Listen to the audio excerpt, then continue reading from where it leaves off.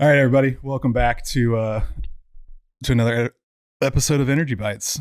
Rad Dad here with my trusty co-host Bobby Nealon. What's going on? Repping the Sox today. Absolutely. As long as it's not the Yankees, Let's go. Never the Yankees. Hashtag never Yankees. we're here today with Ryan Rice, founder and self-proclaimed janitor at ResNet AI. Appreciate you coming on, Ryan. Thanks for having me, guys. I appreciate it. Yeah, I'm excited to have you on. I'm excited that you left your hat so I can taunt you with it on this episode. I don't know if you noticed me changing it. My favorite hat. Usually I'm always wearing it to rep the Unleash US LNG. I figured I forgot it. I figured I'd rep it for you since you left it in the studio. Oh, you're wearing? Are you wearing? I'm wearing it right wearing now, it. baby. And for the, I guess the audio listeners, it's Marcellus over Moscow. Yeah. It's 100%. It's a great cap. Yeah, I need to give me one of those. Yeah. I know. Anyway. And our development team loves it too, because our development team's 100% Ukrainian. Oh yeah, so they're like You know, all about it. So we have a saying, one of our higher missions at ResNet is to beat the hell out of Russia with respect to regaining energy independence I love and that. making up for all of their lost market share. Yeah, And that's awesome. That seems to inspire the guys when they think about how much Russia's GDP comes from energy. Yeah. Yeah. So Yeah, I mean, the last company I worked for, all of our dev team was in Ukraine as well. And when the war started, that really changed a lot of stuff. Yeah. yeah. There was about 6 weeks. Yep. Unfortunately, right, where kind of things slowed down, obviously. Mhm. And a few weeks where you can hear bombs going on Yeah, in it's the wild. background. Limited connectivity, Just power, all that fun stuff. Totally wild. Really kind of puts things into perspective. Yeah. Of like what matters in life. Where Yeah. my guys are fleeing their homes, their villages, staying out in the middle of nowhere. They're afraid for their lives. Yeah. Puts things into perspective of what truly matters. For sure. Yeah. Need Right. more of that. No, it's More perspective, not more war. But yeah, for sure. Unfortunately, that tends to be the More of the it's always the drive, yeah. bad things that trigger that perspective typically. But appreciate you coming on, man. We I think the first time we met was at Fuse last year when we did the pitch competition. That was They might have gotten some champagne on you when I love it. That's what I we're wanted. celebrating. That's what I was really trying to get those champagne guns that they have to spray everybody with, but we couldn't get those in time. What was funny is I had bought like a t-shirt cannon for that.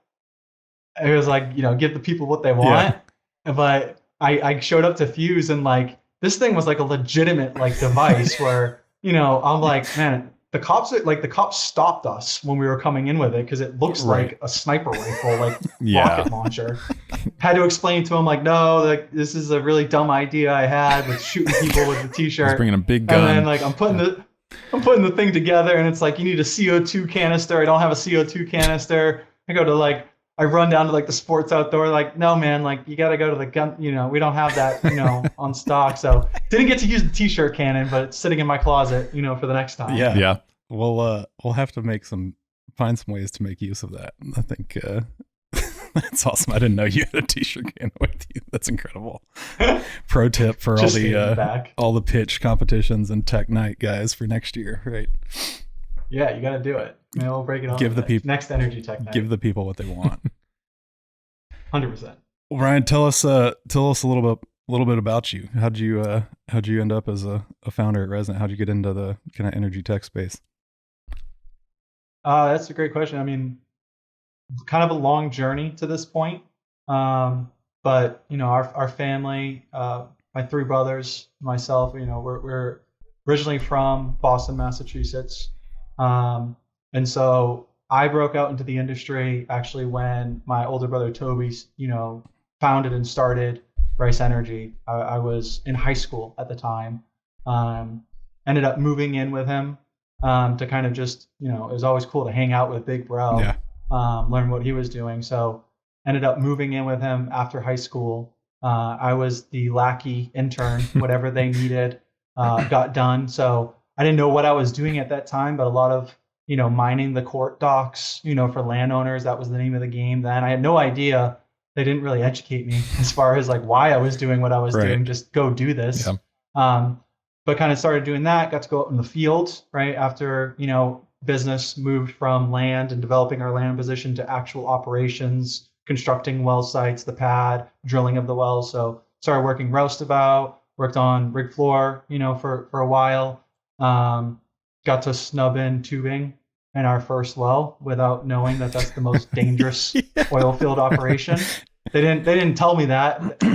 We drilled our first well, the X-Man 1V. We had to snub in some tubing, and I'll never forget, it was like January in the dead of winter, in southwestern PA. It's 0 degrees out, just miserable. And Toby's just like, why don't you get up there? That's a good experience for you, man. I get up there and, hot water is just blowing in our face.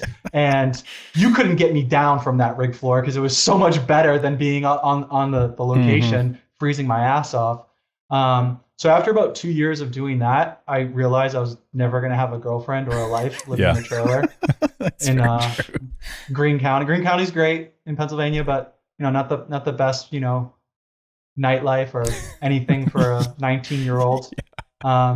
So I was very passionate about really working with my brothers. They had, really mentored and guided me my whole life in terms of major life decisions, sports, everything. I was very passionate about still following in their footsteps, but I decided like, hey, I need to have a life. I want to be technical. So I want to be a petroleum engineer. I went to Texas A&M. I kind of told the guys last week, what that was like. I'd never seen Daisy Dukes before. I go to game day at A&M, immediately fall in love with it. So I did my petroleum engineering degree at A&M, class of 14. While doing that, I was working for Chevron as a drilling and completions consultant. This was, 2012, 2014 industry was really taking off. There was a lack of supply in the market, and, being a guy that actually had fundamental, hands-on drilling experience, got to have the unique opportunity to kind of work full time with Chevron while I was getting my degree. The good old days. And then having lived that life of like, this is what it's like to live in not for my brothers. Kind of really got a great gig at Chevron. I was going to go do that. And when my brothers found out that I accepted a full-time offer with Chevron, they flew down to A&M, broke up with my girlfriend for me, physically kidnapped and dragged me back to Pittsburgh. And that's where really it was similar to my internship, like wherever I could be helpful. And at that time we didn't have any, petroleum engineers in the business. And so naturally, as we were, taking the company public, focusing on our well results, our reserves, naturally, I just got into data analytics, some production and reservoir engineering work. And that's really where I just fell in love, more so with big data and digital technologies and how we could keep Rice Energy as lean and mean as physically possible. And so that's really how I broke out, was just, a journey, just, following along where my brothers were kind of guiding me, and then honestly just falling in love with the work and the people, that I had that opportunity to do with. And then did that for a few years. Once we kind of, sold the business to EQT in 17, it didn't take us very long to jump right back into the mix. I think we took like 6 weeks off, maybe. And then we started Rice Investment Group, private equity, venture capital, where we started to put some of our money back to work in the energy space around things that we were passionate about. When we saw it, like, what are the things that we wish we had as operators 10 years ago? Right. Let's invest in those solutions. And so we've invested in traditional private equity style deals, backing a few upstream management teams, companies like Pinion Resources in the Midland. We just had a transaction with Birch that was, closed a few weeks ago. So that was a good win. And then as well as XCL Resources in the Uinta, which is a reservoir engineer's dream. Right. Yeah. Right. Some of the best reservoirs in the world in the Uinta. So that's been great. And then we also, dipped our toes in the venture capital space with, putting seed investments in companies like Combo Curve, for instance. You guys had Kelvin AI. We're investors in Kelvin. Cold Bore Technologies. I can go down. We have about 15 portfolio companies split between like hard assets as well as tech. A few great wins under our belt. But in 2020, after we had fully committed and deployed our capital, I had the itch to start commercializing a lot of the ideas and applications that we had built at Rice Energy that I was just super, super passionate about. Again, thinking that there could be a need for the industry as a whole for this. And so ResNet was born in 2020 during the pandemic. Yeah. I think like a week after -40 oil, with the thesis there being, oh man, this is the bust that really kills us. We're gonna be maybe at $30 oil from here on out. Really need to focus on production operations. Maximizing efficiency. Rigs and frac crews are going to be laying down, and that certainly wasn't the case, right? So kind of missed the thesis there. But at the end of the day, making sure that we're reducing our downtime and maximizing our operational efficiency is still obviously an objective and initiative for every operating company. Yeah, those never go out of vogue, right? I mean, spend less and make more. Good. I think too, like with our generation going through the last 10, 15 or so years in the industry, right? Like I think we've almost become accustomed to this, like the crazy volatility and these swings, right? That like in my mind, why wouldn't you want to move forward with the assumption that, hey, there's going to be this volatility in the future because of a variety of reasons. Like we need to be optimized all of the time, not just when prices are low or negative. Just like, historically speaking, that's generally what happens, right? Is, oh shit, we've got to be able to make, break even at $50 a barrel. How do we do that? And so everybody's hyper focused on cost. Then it gets up to 80, 100 plus, when we started in the industry, and it's like, no one gives a shit about cost or spending. It's just get it out of the ground as quickly as you can before it drops back below 100. Right. And so it's this weird cycle that the industry kind of lives in. Yeah. And then people are chasing it. And by the time they've optimized, the prices are back up, and then they loosen the belts. So, Yep. But yeah, if there's one thing that we can be certain of is if, history repeats itself, and there absolutely will be a future bust and another boom, and, the cycle will repeat. And so making sure that, we're just putting some of those initiatives top of mind and not changing some of those longer term objectives despite that volatility, because the volatility is always going to be there. Well, so let's back up a minute, because I mean, when I first started kind of in the technology side, Rice was one of the companies, I mean, among like the Devons, the Anadarkos of the world that, from my firsthand experience working as a sales engineer and stuff, like y'all kind of set the bar early on, in my opinion, like industry wide even. Y'all were one of the first companies to really set the bar around like pushing things forward, pushing for digital, pushing for, IoT and connectivity and leveraging all of those things. Can you kind of just talk a little bit about that, like in the early days and stuff, right? Like, because a lot of people don't have that unique experience of both being at an operator, but also being in a startup at an operator, where it's like, hey, we have kind of a blank slate to start this how we would want to do it, versus inheriting, a bunch of stuff from an acquisition or from, being at an existing company. So I'm very curious, because I remember my very first job straight out of the field was selling spider gauges. And a few of those. Yeah. And when I was trying to call on Rice and all this stuff, and but by that point, you guys either owned your own, I think y'all had your own, and y'all were trying to figure out the communications piece of it, like if you could stream them or not. And that's when we kind of initially started talking. But even then, like the economics aren't that great when the operator already owns their own gauges, as long as they can actually go and execute the tests and the monitoring correctly and accurately and stuff. But talk a little bit more about kind of building that from scratch and how you guys did things differently and stuff. And and it's funny you asked that, because now looking back on it, there's a few instances where I'm going to be probably one of the world's biggest hypocrites to some degree. I mean, that's the build versus. Yeah, that's exactly what we want to talk about, right? Because it's all of this stuff is one of those things that, like, unless you have experience in it, it is so hard to know, like, hey, I need to buy this versus building or cloning this repo. And it all depends on if what you want is on the market. Yeah, that's a whole nother, which I'm sure 10, 15 years ago was probably even harder than it is today. Yeah, so it's a great question. I would, it's kind of funny, but there's a certain assumption, maybe, and to some degree, it might be an incorrect assumption that like it was all like a master plan to begin with, and none of it was. We just kind of like stumbled into these things out of pure ignorance.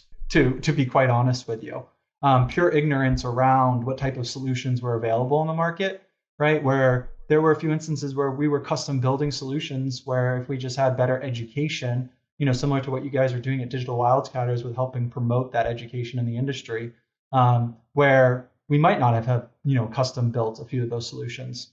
But when we, were on our digital evolution journey, it really just came down to the fact that we were always in the trenches ourselves, shoulder to shoulder with our team members. And so there was a deep empathy for when solutions didn't do exactly what we needed to. And we could all agree as a team as far as, well, how should this function, right? So an easy example might be around the reserves piece. After about an hour of, spent like literally an hour within Aries or ValNav, I could not do what I needed to do for the business, right? And I knew exactly what we needed to do for the business. And so it was more along the lines of, well, I'm just going to do it, right? And build what works for us at that time. And hence, why things like combo growth Right. make so much sense when we invest in those, as investors at Rice Investment Group. But a lot of it came down to our roots as a family-owned company and having deep level of ownership around our assets and our people at the end of the day, where we grew from when it was just the four of us to when it was a dozen of us, 2 dozen of us, to our first 100 employees, until the point where it was 600 employees. And so because of just that deep empathy and level of ownership, I think it set a new standard, Yeah. For the organization in terms of like what is winning like, right? And we would also simplify to that degree, like what is winning. Winning can be something as simply as Toby's able to answer this question in a board meeting, Right. Yeah. without having to harass some department head or some tech or analyst for that information. And so a lot of it came down to reducing the pain points and access to information.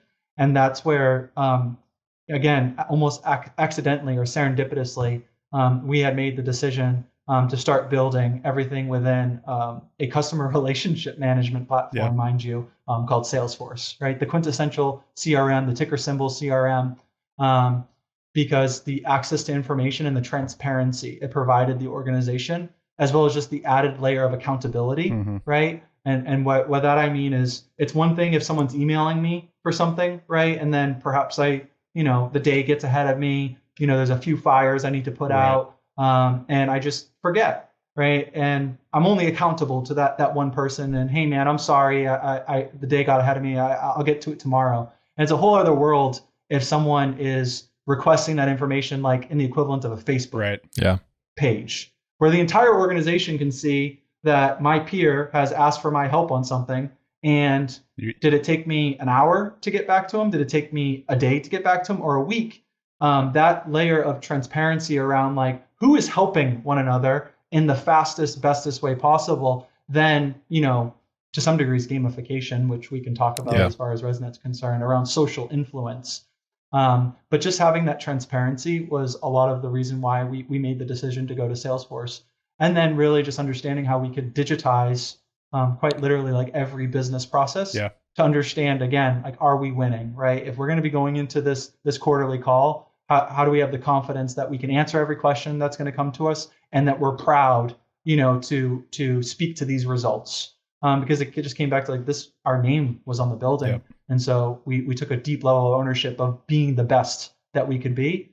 And so that set a new standard for the organization as a whole. Yeah, I think you're spot on. I think the big differentiation between kind of the big companies that have a lot of resources but are kind of difficult to work in versus the leaner, more innovative companies that kind of set industry standards is that it's the access to information and the ability to give people the information they need to do their job, right? Like and it sounds so stupid and simple when you just like say that out loud, right? But that's such a hard thing in so many companies, because as they get bigger, you get layers of bureaucracy, you've got IT departments, you've got data privacy, security, like you've got all those things, which you get desensitized, right, and they're important. You're totally desensitized. However, yeah, if they're if they're impeding an employee from doing their job, they're probably not as functional as they need to be, right?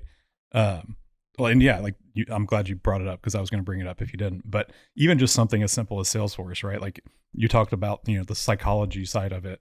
But even like as someone who was a vendor of EQTs at one point in time, like having the ability to, have conversations and essentially Slack channel forum type feeds with not only myself and whoever I was dealing with at EQT, but also any other vendor that was involved in that project, right? Like that happens over like emails at most companies, right? And like that's a horribly inefficient way of doing that, right? Yeah. It's a year, and you might have like, and that was, it's funny, but the Salesforce implementation actually started in the most easiest use case, which was around land. Right. We had 100 landmen, that were talking to over 30,000 landowners on any given day, and Toby and his wife, my sister-in-law, his wife Eileen, running our land program. And so he was always out, well, where's this contract at? Where are we at with this unit over here? And and Toby's ability to distill down the root of the problem is something that's still to this day extremely impressive to me. He would always distill it down to like, listen, man, I'm not going to spend 30 minutes going through this file, this public directory path that's like a rat's nest. I don't even know how you guys operate in this. I'm not going through emails. I need to be able to click by unit and understand exactly where we're at in this process. And so dumbing down the problem to just like, we're not going to waste 30, 40, 50 minutes a day. He's like, we have 600 employees. You add that up over the course of the day, we are literally burning dollars for every minute that it takes someone to find this information. And so it was really focusing on like the foundation, making sure everything was well architected, very well organized, going back to that, access to information. Even just the ability to build on top of it too, right? Like the flexibility of we use HubSpot here at DW. When Bobby and I worked together, we used a tool called QuickBase, which is like a low-code ERP platform. And like those tools, I feel like a lot of people sleep on them, or they think they're exclusively for one, like they're for sales or sales and marketing or whatever, right? And it's like the fact that they're customizable actually allows a lot to be able to be done on that, right? Like entire businesses literally built. You can create a database, and you can create then you can create a front end to it. So yeah, I want to dive in. So were you using Salesforce for any number of things? It sounded like maybe that was like almost an owner relations or a land kind of management platform as well.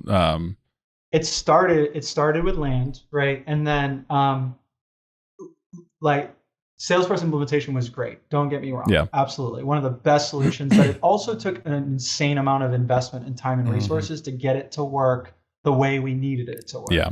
Right. And so here's born ResNet around, building debundling that, to your point, John, everyone could build an operating system for an EMP within Salesforce, but the time and energy and resources it's going to take is quite long, because it's not specifically designed for, heavy asset industrial management. I think that's where a lot of people get hung up on those types of platforms, right? Is it's like, oh, well, it can do everything, but because it can do everything, now I'm scared of it. And like, well, and you have to you don't know where to start. Like the upfront costs and the learning curve and all of that. You have to probably have a narrow focus. Like, we're going to solve this problem first. You can't say, oh, I can do these 20 things and I do 20 things half-assed. I mean, like, you got to say, like, I'm going to make this a really good owner relations platform. And then, well, look, we did this. We can do this similar workflow for XYZ. Making sure it has those capabilities to go beyond what your first kind of target or scope is, so that you're not now stuck is another big piece of it too, right? Like,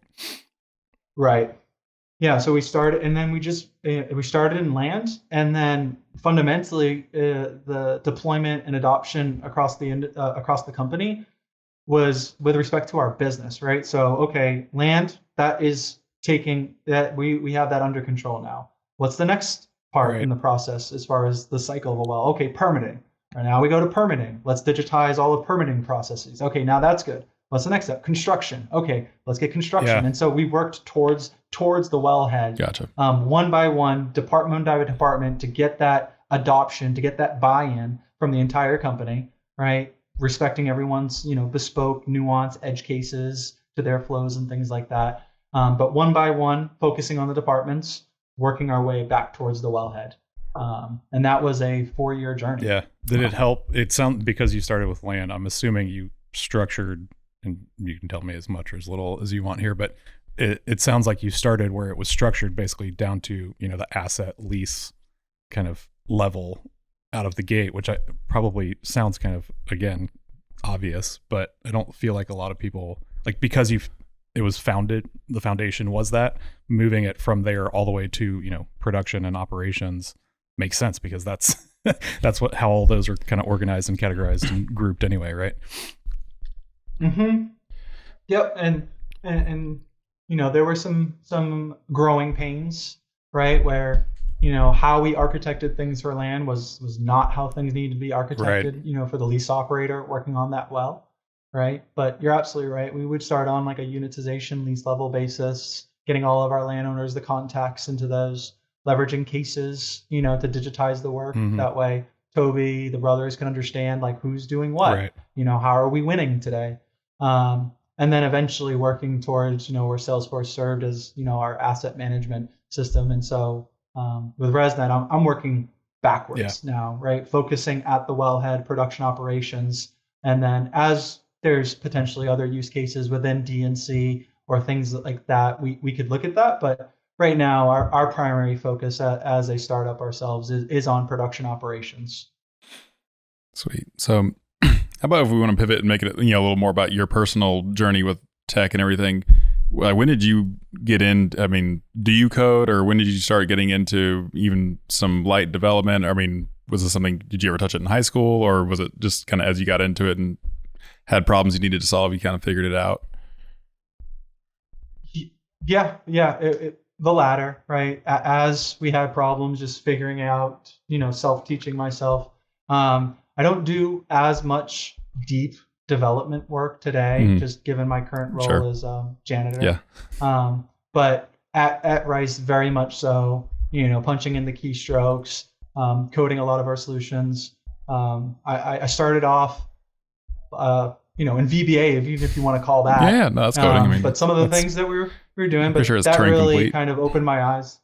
Yeah, and then from VBA to more actual programming, Python, some R. Spent a lot of my time in R, just given the nature of some of the bigger data projects that I was running on our exploration side. But then within ResNet, more so helping guide and mentor our development team around the context of the data, and then myself learning. Right, I personally, I've never coded in JavaScript as much, and so I'm learning that side of the business with Node.js and React Native. But a lot of it was much more bespoke purpose, functions, ETL routines, a lot of data-driven workflows where we were using Python and R to do that. A little shout out for a company called Ultrix. I'm not sure if you guys have heard that, but that's a great citizen development type of tool around empowering everyone in the organization to potentially be data engineers to some degree. So we were big fans of that at Rice. But yeah. So let's talk about that a little bit, because I mean, the kind of the citizen developer side of it, because there's pros and cons, like because it can turn into the Wild West. You get too many hands in there, but at the same time you want to allow people to solve problems and do them in a robust way, because again, people are going to find a way. If you put up too much friction, they're going to find a way around what you're doing, and they're going to create workflows that you didn't want anyways. But can you talk about kind of that citizen developer program, even if it was kind of unintentional per se, at Rice, but like how y'all managed that from even like I say a governance standpoint, but then like the pros and cons that you saw with it? Yeah, sure. So at Rice Energy, we call them the wizards, which were individual team members, usually, engineers, much like yourselves, to be honest, that understand the context, some of the technical nature of the work, but had some type of programming, data engineering experience. And so we embedded, a wizard in each kind of department. Yep. And then I worked with our wizards to help communicate cross-department, priorities and why things had to be a certain way to respect, the needs of your customers, right? if drilling and completions is a customer of construction and permitting, or if production operations is a customer of D&C, right? Helping kind of illuminate that empathy that needed to be present in the architecture, from end to end, from land to permitting, all the way, to the wellhead.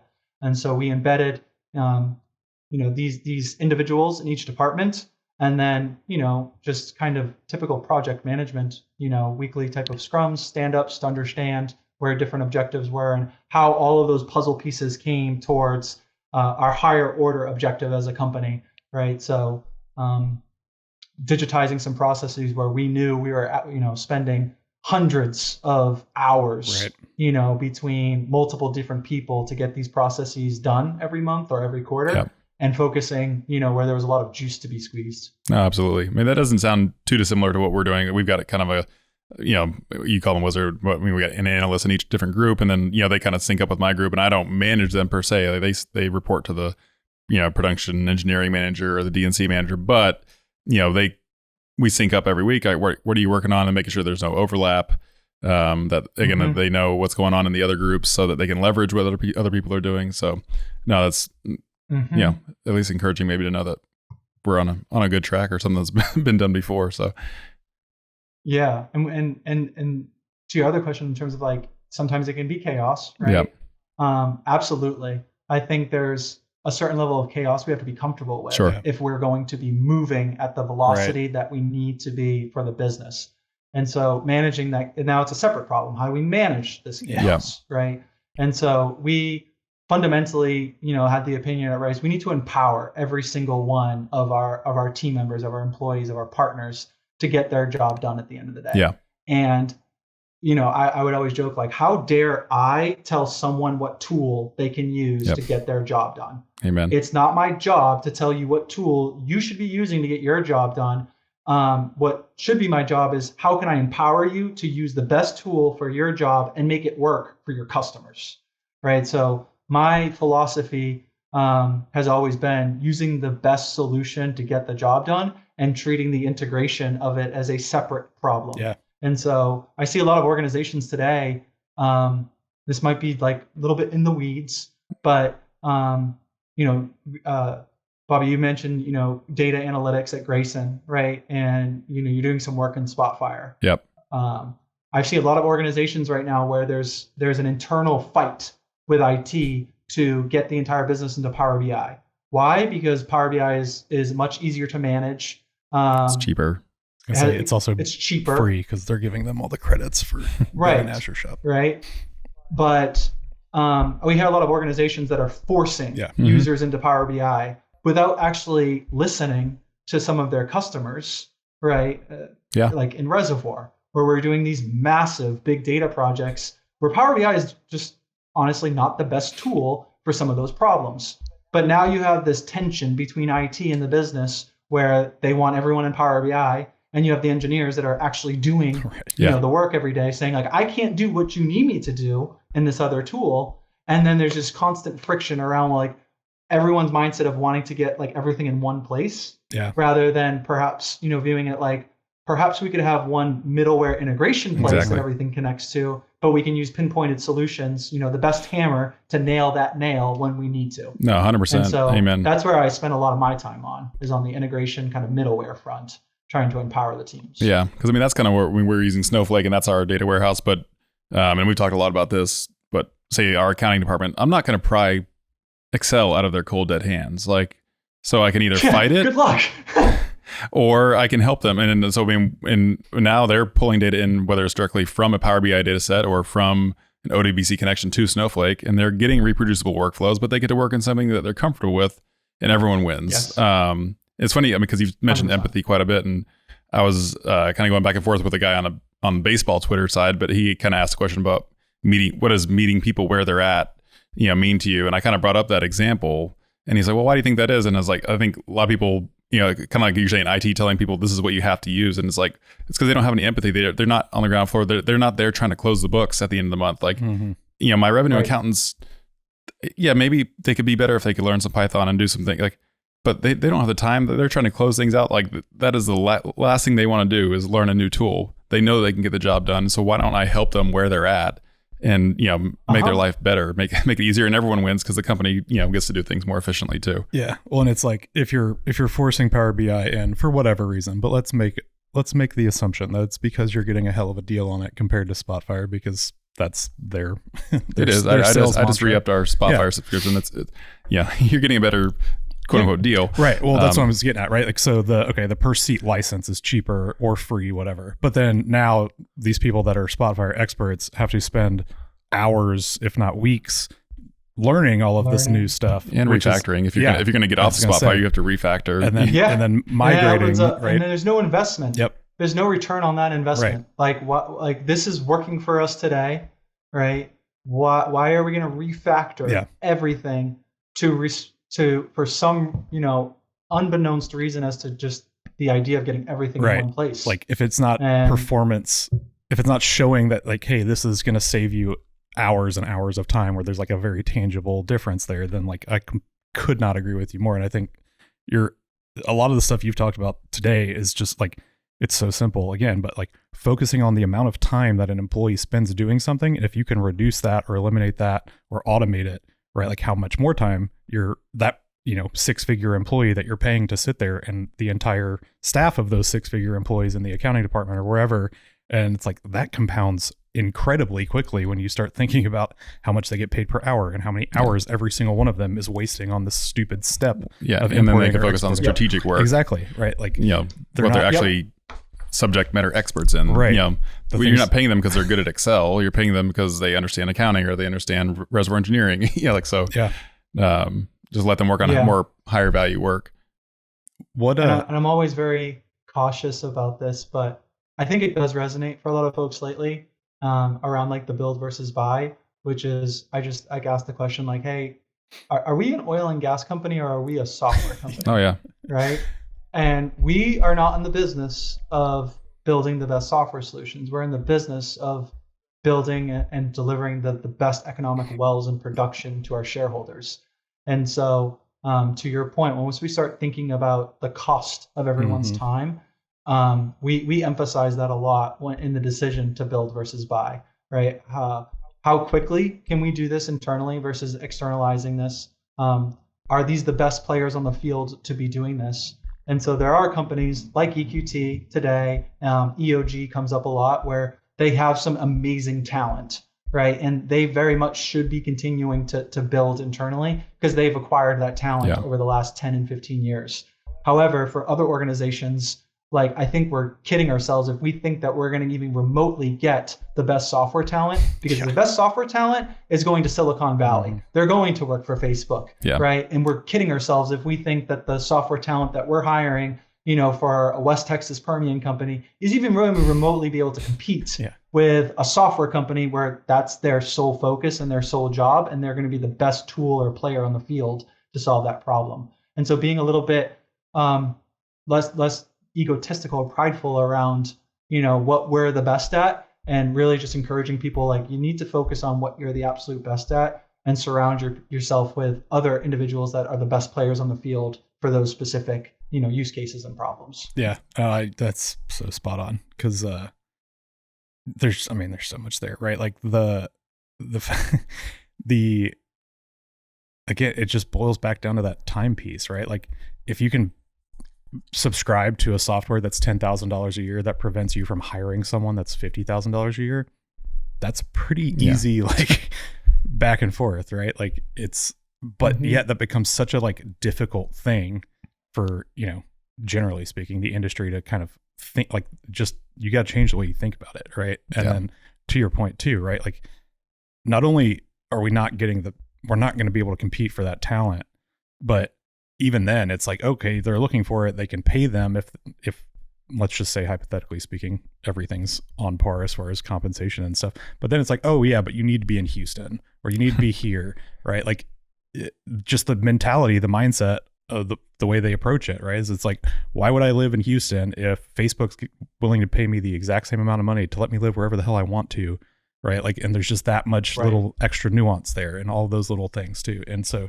it's, and then on top of that, even if you built the software, you still have to maintain and Yes. and if you can manage retain it. that person, because even if you got that unicorn, Yep. there's nothing to say that you're not going to get recruited by Silicon Valley or And what happens if that person gets hit by a bus? Yeah. I think going back to like when we started, I see a lot of desensitization in the industry right now, and it's a function of just having like inferior type of solutions that we've just gotten accustomed to. Yeah. Like, oh, there isn't anything best. This is just the way it is. I'm okay waiting for my Peloton WellView to take 15 minutes to load, or the fact that every click is another minute or two to load in this somewhat archaic legacy style interface. Like, why are we still working in folder directories? Yeah.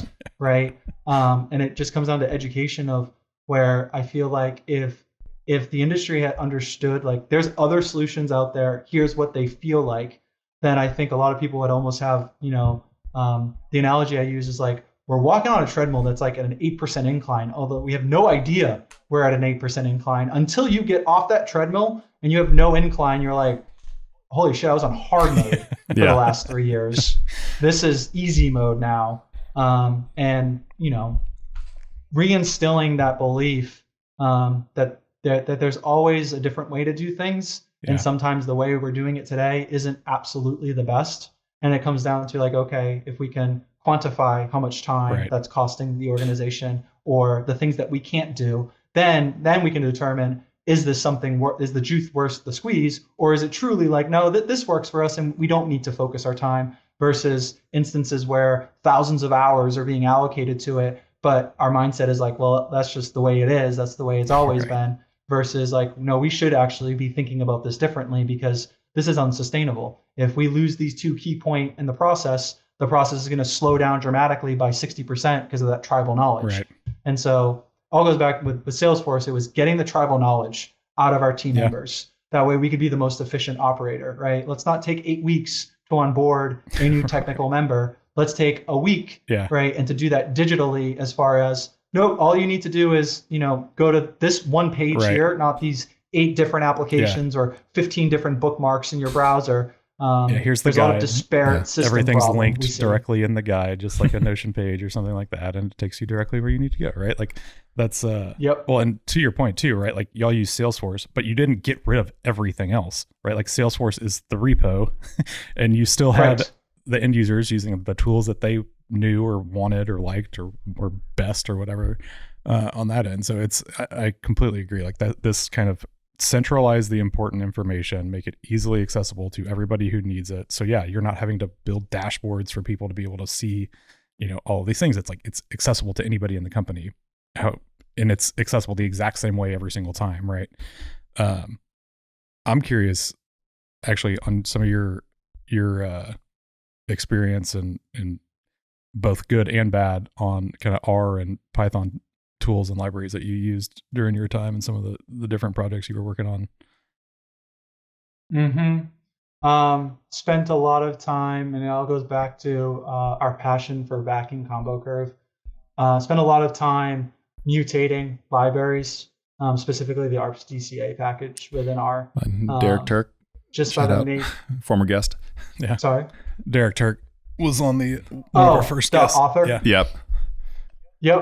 Yep. So that's really where I cut my teeth in program. And we had a big project where it was my brother's expectations that we could put an EUR on every single well producing in the country, because they're not the smartest guys in the world that I know, hands down, but not petroleum engineers that like understand that like you can put a function in Excel that will tell you the EUR of the well. No, like that is an analysis and an interpretation. And so I cut my teeth when I had my big project to forecast an EUR every single well in the country, because the mindset was, how do we know that the dollars we're investing in the Marcellus is the best use of dollars in the country? We're very mindful getting the best return for our shareholders. So we need to be ultra confident that we should be continuing to invest in the Marcellus versus some other play. And to do that, we needed to understand what is our interpretation and viewpoint on every single play in the country. And fundamentally, that comes down to every single well. So spent a lot of time kind of custom tuning, fine tuning our Arps DCA packages, a lot of our modeling, and then leveraging some of the stats packages there. I spent a lot of time learning about distribution normalization models.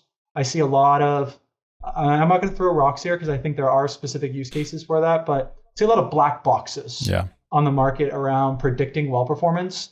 And the thing that really resonated for me was when I started off on that path, doing some type of random forestry modeling, right? And it would spit back to me some answer. And my brothers Toby and Derek would be like, okay, now show me 3 instances that like I can see on a scatter plot or some other bar chart that like communicate that trend.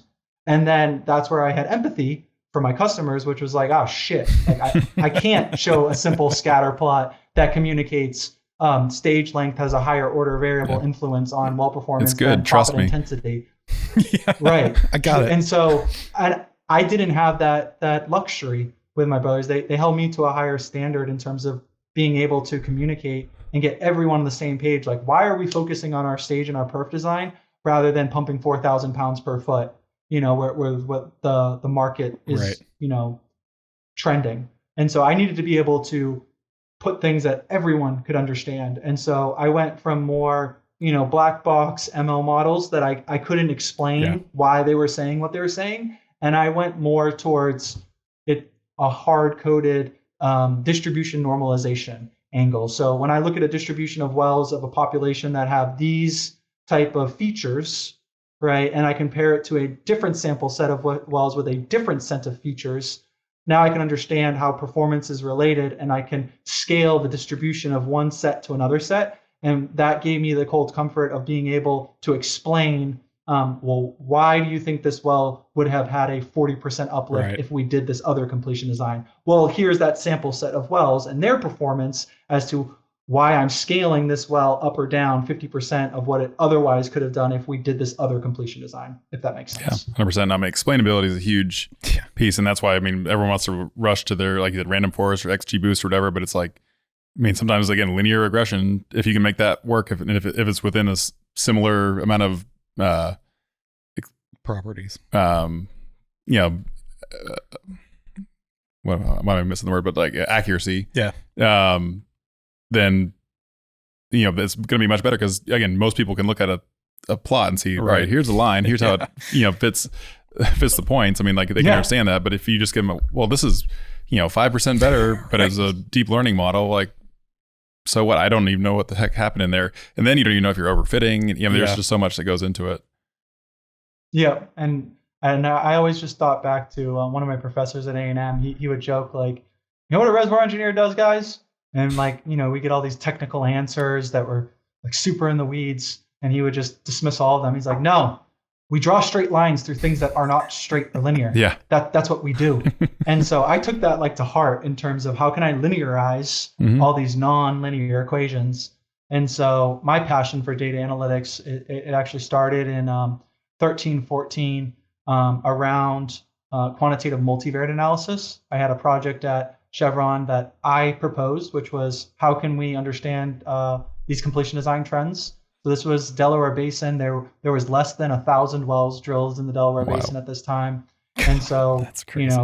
Cut my teeth with data mining, the Railroad Commission and New Mexico, putting all that into an Excel sheet. And then my mentor at that time, Bryant Folk, educated me on like, this is what I don't want to see, Ryan. And he would show me examples where there was just like a shotgun, a scatter plot. And he's like, here's this arbitrary straight line fit with an R squared less than 0.2, but I can draw a vertical line through these data points that has a stronger R fit. Yeah. And so I better not see this, in 6 months, Ryan. This is an example of what I'm looking for. And I took that to heart and really just started chasing down, how do we start normalizing our data sets to account for that peripheral variable influence. And so those are some of the services that we do at ResNet even today around intelligent flow control and helping engineers understand the multivariate problems present when we're thinking about how do we optimize our asset development program, right? Should I be focusing on well spacing? Should I be focusing on completion design? Or alternatively, should I just be focusing on optimizing my drill schedule to mitigate against future children infill wells?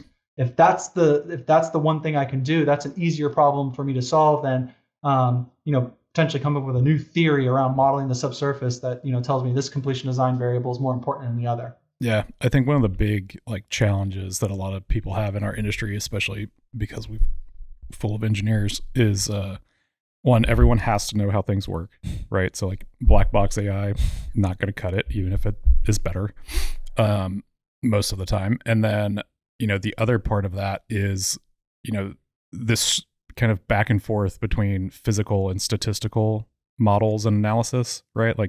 You've got, and typically it's very divided. You're either in one camp or the other most of the time. Excuse me. But I think a lot of my observation so far has been it's the best solutions end up being a hybrid of both, right? Being able to 100%. statistically model the physical characteristics, or statistically model, the things that you believe are going to happen based off all this historic stuff, so that you can quickly turn around and make, if it's for an operational decision, it needs to be fast, right? You can't go run a basin model for 2 weeks and then come back and be like, oh yeah, okay, this is now we've got the answer, right? Thanks, Sherlock. Yeah, I needed the answer 2 weeks ago. And so I think that's where a lot of people struggle, because oh well, we were talking about frac hits and parent-child stuff, right? We've known for a long time that we've been getting communication and stuff like that, but people struggled so long with how do we model that and stuff. And one of the best solutions that came out of all of that was Devon's, where they're monitoring, offset wellhead pressures at the surface with, better gauges, higher resolution gauges, but it's a pure statistical model, because it's my understanding of it is it's mostly just based off forces, right? It's a very basic thing, because at the end of the day, even if it's, the nanodarcies are slightly different, or the Young's modulus or the brittleness or whatever are slightly different, when you look at everything on a net scale, the rock, generally speaking, acts exactly the same, right? They might fracture in different ways, they might do different things, but within a reservoir, within a field, the rock is low perm nanodarcy rock. It doesn't matter what parameters change 100 feet out from the wellbore, generally speaking, but you have to start normalizing some of those things to do statistical models, which a lot of people at the core struggle with, where it's but the rock's different, it's heterogeneous, right? All of those things. It's heterogeneous if we're comparing two grains within the rock, but on a 1,000 square mile basis, this is the most homogeneous type of rock that you would get, because it's variable in the same degree, section to section. So you're absolutely right. I think really focusing on what's in our control, and then focusing on what's in our control versus what's out of our control. Yeah. And you're absolutely right. We've had the most success with a hybrid type of solution that is going to be founded in physics, right? But then mutated and bended with respect to statistics and probabilities. Yeah, because I think you saw that a lot with type curves as well. I mean, I know when I was at Conoco, it was I think they went and tried to do all the traditional, physical models and the technology group, and then it was no, if we just do a P10, P50, P90, and again, group wells together in a certain based on certain parameters, we can actually get a really good prediction of what the next wells are going to do. Well, yeah, that's the whole thing. Is it's having explainability is a good thing, right? Being able to have a logical reason for why you made a calculation or went through a workflow is where all of this should be started at the end of it, right? Because one, black box, there's no way to explain the logic of how it ended up with that answer. But then two, it also helps you figure out how you're going to get there, right? Hey, if I need a real-time or near real-time answer, a physical model is not going to work unless we throw a shit ton of, compute horsepower at it. And then where do you do that? And how do you pay? And it's expensive and all this other stuff, versus, hey, the speed of your data is important. And a lot of people don't even think about things in that term, right? Your production data, do you need it more frequently than 15 minutes? Maybe at times if you're doing a specific but test. Are we making a decision? Right, exactly. Right? Are we actually going to make a decision if we get 1 minute data? Yeah. Or is that just actually going to complicate? Right, it's going to 15x everything. Right.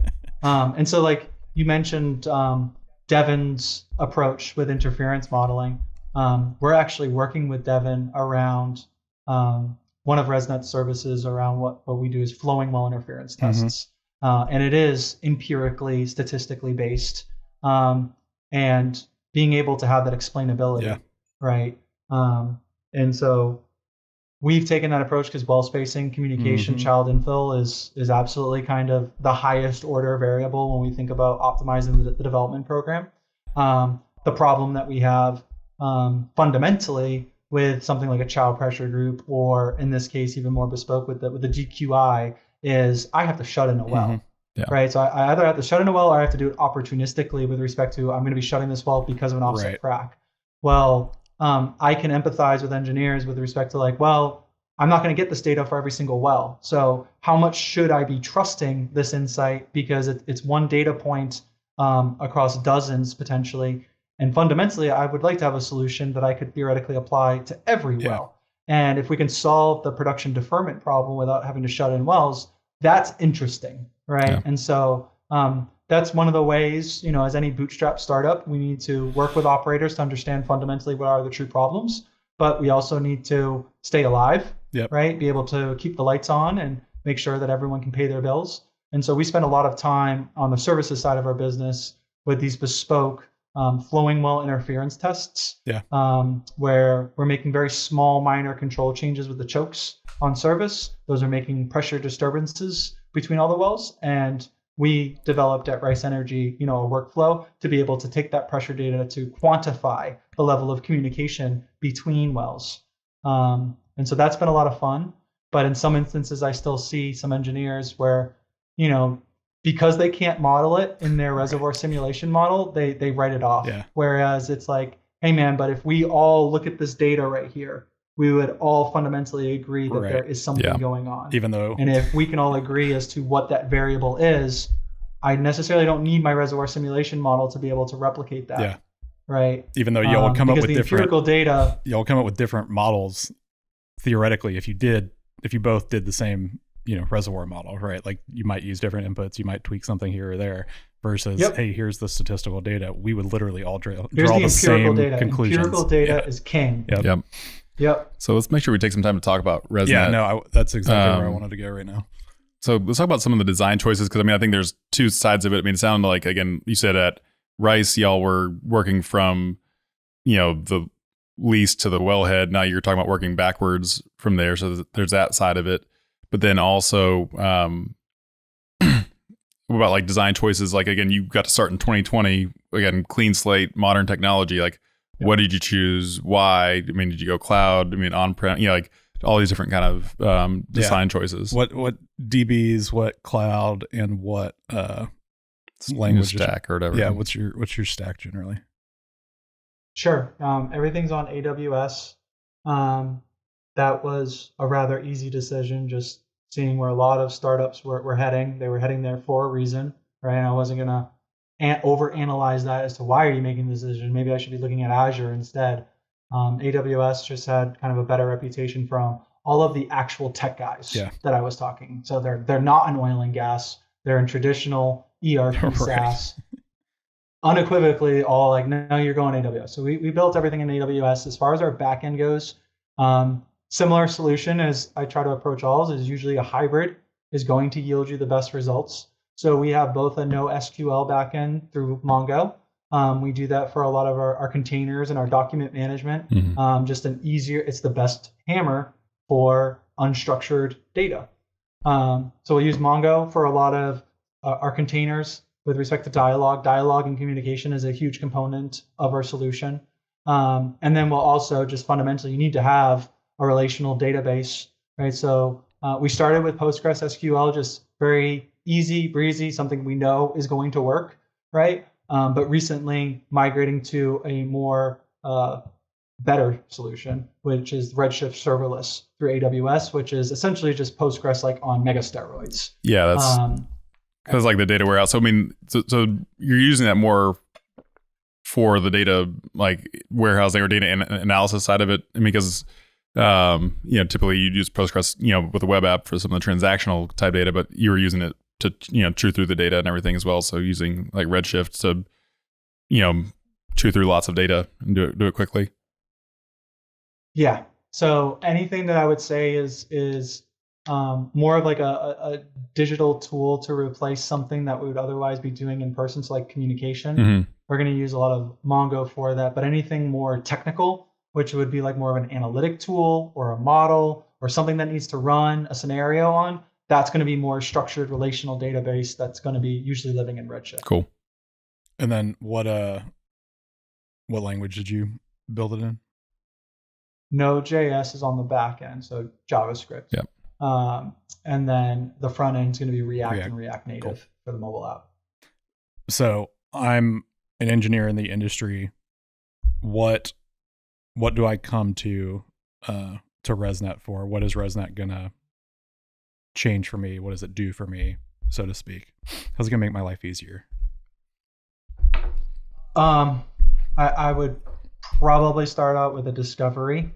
We, as a platform, we have a lot of different products and features for different flows or problems and pain points. A lot of where our current partners are leveraging some of our solutions start off more on the data and the dashboarding piece. And so when we think about the digital evolution of an operator, Toby came up with this, and then I refined it a little bit. Just being the little brother, always have to make it a little bit better as an engineer. But we think about providing engineers and your field force with what we call a 4D experience, right? And so when we kind of survey the landscape, I think we would all agree that for the most part, operators today have fundamentally a strong data foundation, right? Bobby, you guys are using Snowflake and everything, and you're managing the data analytics. There's no doubt that you guys understand how you need to be structuring and accessing and transforming your data set. But in instances where that's a problem, we can be helpful. Then when we think we need to be able to visualize our data. And so the second D of the 4D experience is our dashboards, right? And we pride ourselves on making something beautiful, something that you like to use every day that's very self-intuitive. A lot of operators, especially the larger ones, feel very confident around their dashboarding capabilities. Now, where we see the world getting very small, very quick, are operators that feel that they have great data, great dashboards, infused with dialogue and in communication. And so our journey with a lot of our partners starts off with providing a more robust insight foundation, right? So it goes back to, I feel the pain points of the engineers, especially in instances where they might be having to migrate from Spotfire to Power BI. But if I can give a tool to those engineers that respects what IT is looking for in terms of centralized repository as far as those analytics, we found that IT is a little bit more open to allowing the engineers to use the tools that they use. So we have an integration middleware solution where a lot of our engagements start around centralizing your analytics and your insights. And then a lot of our features are going to come down to taking that insight and driving it to action at the end of the day. And so on the office side, it's about organizing our systems, our processes. When we think about production operations and how do we get the right person to the right job at the right time, how do we have the accountability that our managed, scheduled maintenance issues are being taken care of in conjunction with emergent issues, right? A pad is ESDing the second. That's a higher priority than me perhaps greasing this wellhead that can wait a few hours, right? And so a lot of our tools and features are going to be centered around, ultimately, at the end of the day, driving insight to action. And how do we organize that in the best way possible such that it's transparent to the entire organization? How do we maximize our G&A efficiency, right? What we want to stop is two engineers potentially doing the same problem, right, unbeknownst to one another. Well, that's a conflict for the business. We are allocating double the resources to the same problem. But if we can have something as simple as a Kanban board that a lot of software developers use, right? Well, now I know what my peers are working on. And so a lot of from there, once we help build a more better data foundation and insights, that's where the journey starts. And so we have a lot of skill sets with respect to centralizing all of the different data tables, insights that production operations teams have to use to get the job done day to day, right? And there's 12 plus different systems and data sets that go into that, right? As a production engineer, I care about, obviously, what is this well doing today? And what is this well doing in relative to how I might model it from an operational perspective? I care about what our forecasts are, right? Because, we might have a certain, we might be graded in terms of how we're compensated as employees around budget versus actual, right? With respect to what we're communicating to the street, right? So we need to have our reserves and forecasts. We need to have our costs in one place when we think about prioritizing that work. We need to have good dialogue So that way we can understand, well, why did we make this decision in the last workover? What did the tubing look like when it came out of the hole? You're saying there was a lot of holes in the tubing due to H2S. How do I know it wasn't wear and tear from the pump? Right. Well, let me see the actual pictures that came, from that workover. And so a lot of it's just fundamentally focused on communication and providing conduits through which engineers can better organize their technical work, better prioritize work orders that need to be executed out in the field. And then from there, we have a wide suite. It really depends on who I'm talking to as far as some of those other feature sets go.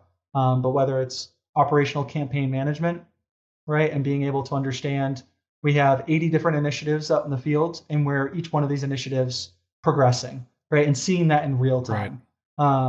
A good example of that might be the pressure that we are feeling as an industry to respect the recent Inflation Reduction Act, right? Starting in now 2025, they've punted the start date on when we start getting fined. But starting in 25, we're going to start getting charged $1,000 per ton of fugitive methane emissions. So I see a lot of startups focusing on the detection of those methane emissions, but fundamentally we need to execute on something, right? So great, I have emissions coming from this facility.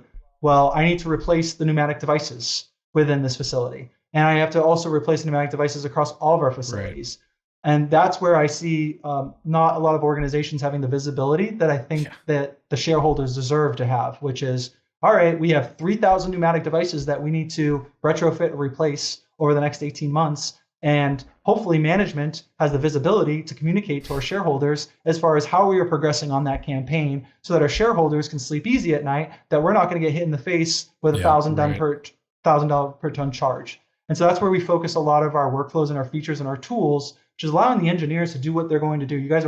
We're never going to stop building new solutions, new custom bespoke code or dashboards. But what I want to be able to do is give you tools where you can connect those tool sets, democratize that across the entire industry, and then digitally execute on that work and provide that transparency to upper management.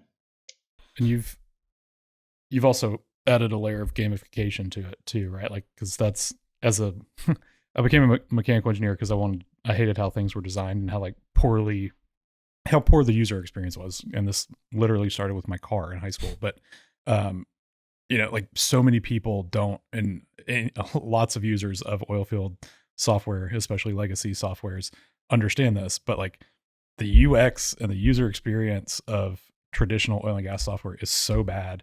And so being able to add things like gamification and just a modern UI to things can just completely change how people use your stuff. So I just want to give you a second to kind of talk about the gamification piece before we have to wrap up. Yeah.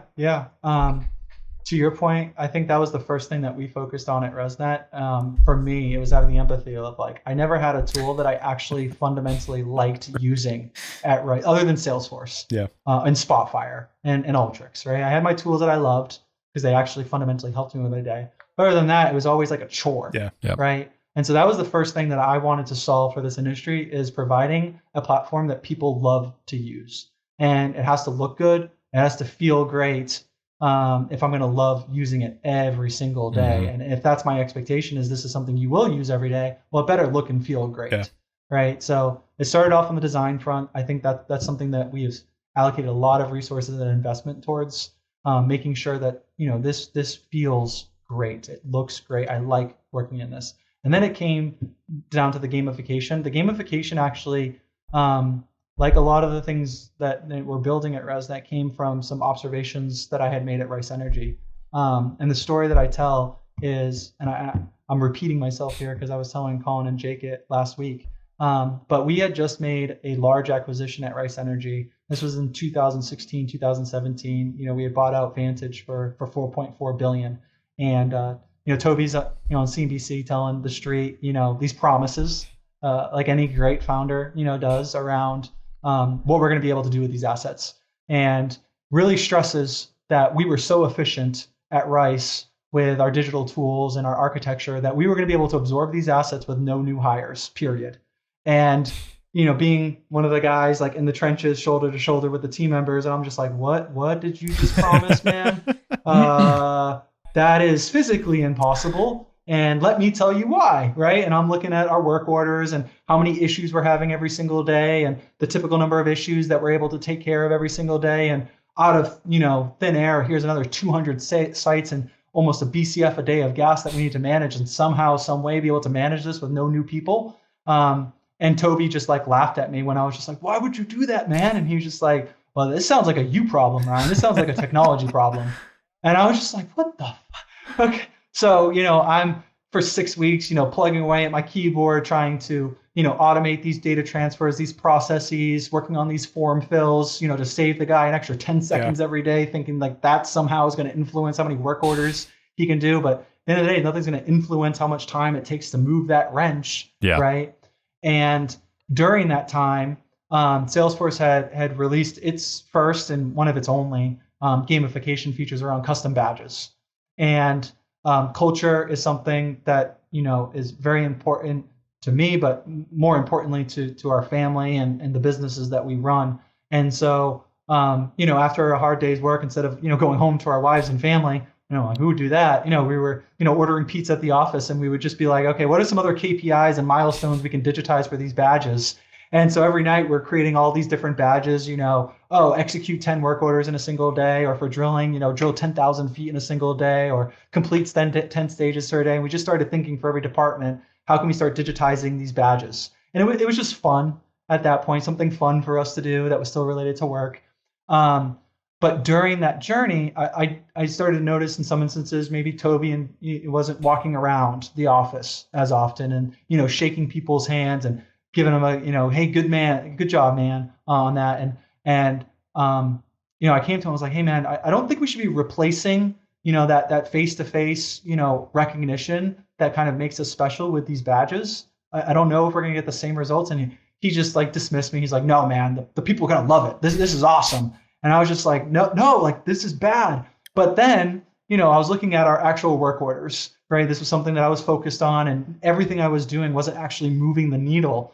But then as I started to look at the data, I noticed a peculiar trend where for our top 20% of our field operators, right, kind of Pareto's principle, the top 20 people do 80% of the work. I noticed about a 30 to 40% uplift in their work order efficiencies.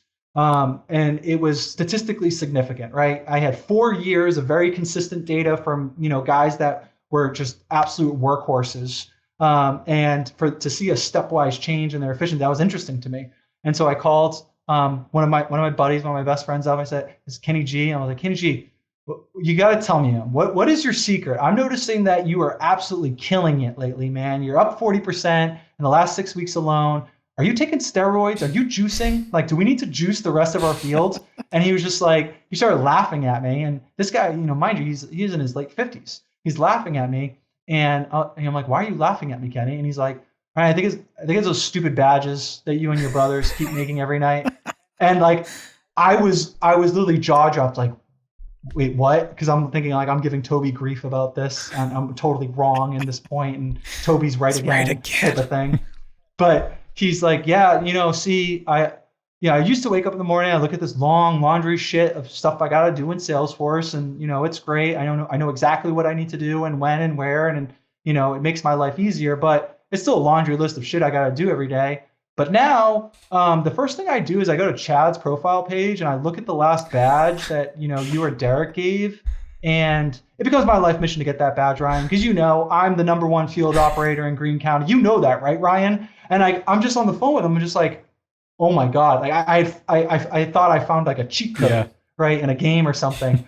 And so that was the first insight that got me interested in perhaps approaching problems differently, right? To that point, I'd been very technical, like, hey, we have to have good code. It has to be well organized. We have to get a process to this. And it started open my mind a little bit more to like the human element of the business and the cultural element of the business. And if we can provide a system, a workforce recognition system that fundamentally taps into those drivers, right, that motivate people, how can we motivate people in the best way possible? And so that was one thing that we've really taken to heart with ResNet around our gamification.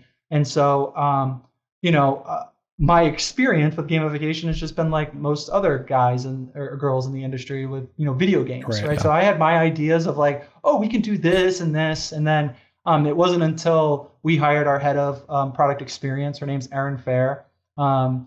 She's dedicated her life to gamification, studying, social behavioral psychology. She's an adjunct professor at Westminster University. And so she opened my eyes into, no, there's like, this is not only an art, but there is a science to it. And here's why. And so that's something that we have allocated a lot of resources towards building, which is a native gamification system that really is essentially tapping into the different personality types that make every human, a unique snowflake to some regards.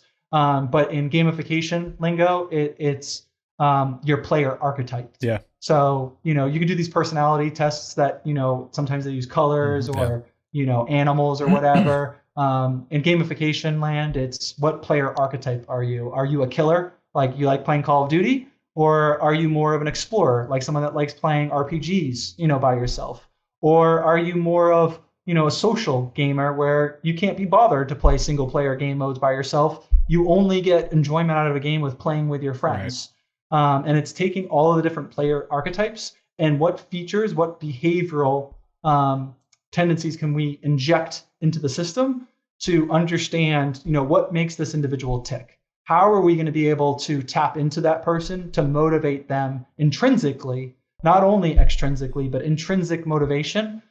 Because that's the number one driver at the end of the day, right? If you don't love what you do, you're probably not going to be the best player on that field. But if you fundamentally love what you do, it's very easy for you to be a competitor and to be the best player on the field. And I think that's kind of to some degree our higher mission is to provide everyone the opportunity to be the best player on the field.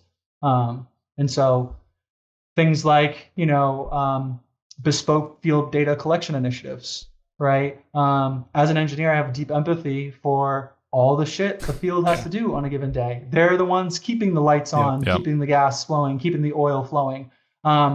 If I, as an engineer, opportunistically want to understand if there's casing hangers on a wellhead, I don't know about you guys, but I'm reluctant to ask my field operators like, hey, when you guys get a chance, can you take a picture of every single wellhead and then put it in this, folder and also, name it this way. That way we can, hook all of our systems and it all works great. Like, no, I'm never going to ask my guy to do that. But if I could gamify some of those initiatives without, it being a specific initiative, something that we opportunistically do, in this case, we'll implement a playlist, a challenge playlist, where we can digitize some of these behaviors, like taking pictures. And so if I want to get updated pictures of all my wellheads, because that, on an inspection basis, that's just something fundamentally good to have, right? For our engineers to know what the wellhead looks like in the office, they're not going out to the field. Well, then rather than force my field just another thing they have to do, perhaps it could be more opportunistic. Like, hey, you'll get extra XP points today if you take a selfie, by, a wellhead and you tag the well. Yeah. And so they get XP, and then we can tie those XP to not only extrinsic rewards, but then it ends up fundamentally becoming intrinsic once people can compete and see where they're standing on certain initiatives. And so we can track all of that, and we can make these, initiatives a little bit more fun. I think you're onto something really big because it's, as you mentioned, right? It's in video games, it's on Reddit, it's on, more and more, every new app, there's, an onboarding checklist or, you get points for onboarding and filling out your profile and all these things, right? And it's you think about your career development, right? Like here's my resume, right? And so that's not our focus right now, but when I think about collaborating with digital wildcatters around, potentially jobs and workforce, right? Well, if I can provide tools that do this intrinsically for the employees for the team, right? It makes it really easy to provide a world in which you can see fundamentally what is the experience of person A versus B. Here's exactly where their skill sets lie. He's specialized in these specific types of workovers versus these other types of facility upgrades and maintenance, things like that. And so it really just comes down to providing easier tools that we can use to illuminate these data sets right now that aren't being measured. They're not being tracked. Yeah. No, that's awesome. We are right at time, which is crazy how quick that went. Because time flies when we're having fun. No. We're gonna have. We always say that we could sit here for like 3 hours, but no one wants to listen to us talk that long. No, we'll be having some more conversations as we start putting together all of the gamification stuff that we're working on with Collide. So I'm excited about that. But we'll roll into wrapping it up. We typically end it with just a speed round. We'll kind of pepper you with a couple questions. Just give us your gut answer, your short answer. Short answer, and then we'll wrap things up. You want to kick us off? Yeah. So who's your favorite social media follow? Next Wave EFT. Yeah, that's a good one. What about? Yeah, I don't know if you got to follow him. He's got some very strong technical, but also, funny content saying what I think a lot of people are thinking. Has to be Next Wave EFT. Those are the best, where they know what they're talking about. And that's on Twitter /X for people who are not aware. Yeah. They're not. He's an anonymous. Yep. But shout out to Next Wave because his content's absolutely fire. Here's a good one. What are some of your favorite R Python packages, libraries? Arps DCA. That's just probably my number one. Shout out Derek. Yep. Yep.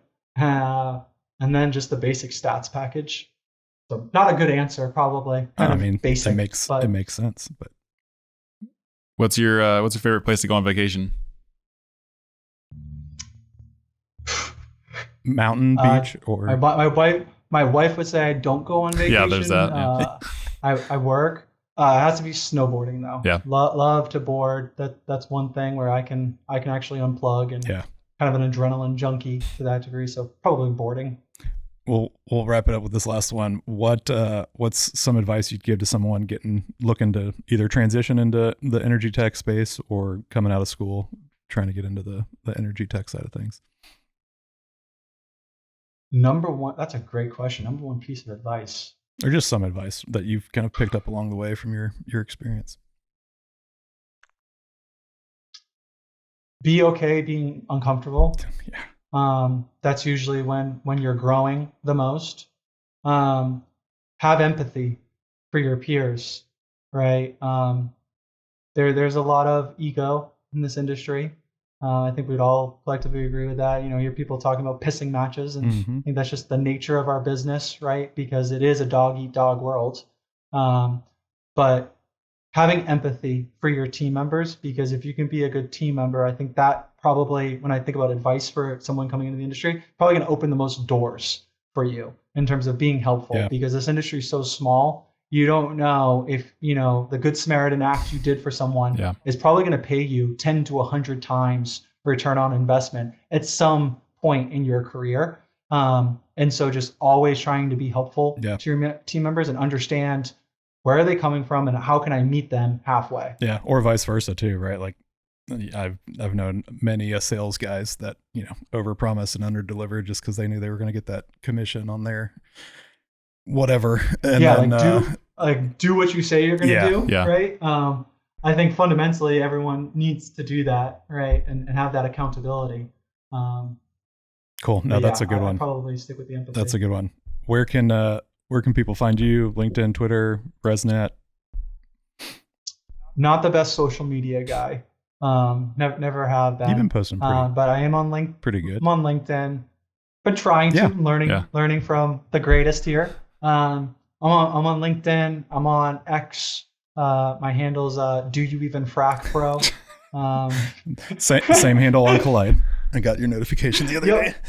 Yep. I'll be creeping on Collide, seeing some good content and some good questions and then from the community coming on there. How can people find out more if they're interested in chatting about ResNet? They can go to our website, and if they fill out a form, I can promise you that goes directly to me, and we will reach out within 5 minutes, unless it's at 2 a.m. in the morning, then I'll get to it the first thing in the morning. But they can quite simply go to our website and fill out the form fill. That goes directly to me, or alternatively, you can DM me on LinkedIn. I try to check that probably once a week. Or they can email me quite simply at just ryan@resnet.ai. And it's resnet.ai, correct? Correct. Cool. we appreciate you taking the time, man. Yeah, no, thank you so much. I appreciate you guys having me. No, this is excellent. It was a lot of fun. We'll do it again. Take it easy, Ryan. Appreciate it, man. Thank you.